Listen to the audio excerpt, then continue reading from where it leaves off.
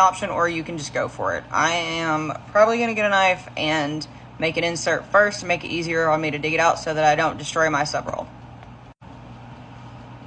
Alright guys, so my little bitty knife from Ikea, and I'm just going to kind of cut around the top, not to cut through the bottom.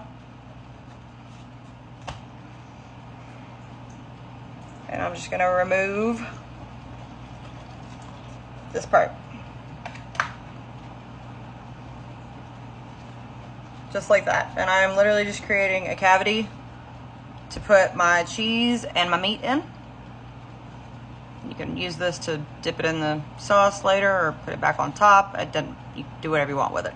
And now I'm going to do the same thing to this one, and then we'll have 2 hollowed out rolls.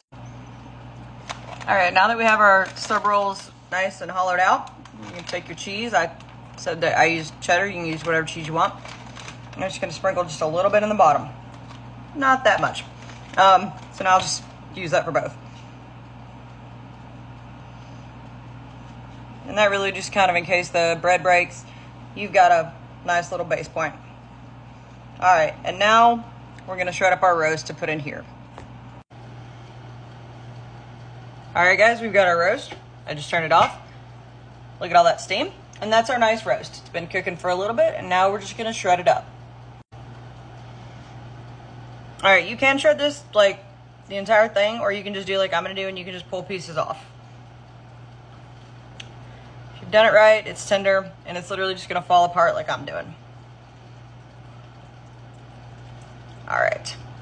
Now we're just going to take this, and we're going to put it into the bread and cheese that we prepared just a second ago.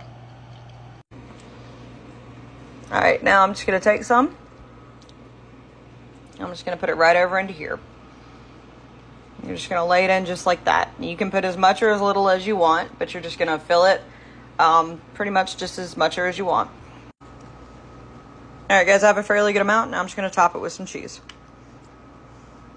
We're going to top both of these with cheese, and then we're going to put it in our pre-sprayed pan, and we're going to stick it in the oven. It's going to be on 350, and we're going to do that. It's going to go in for about 10 minutes. Alright guys, into the oven for about 10 minutes.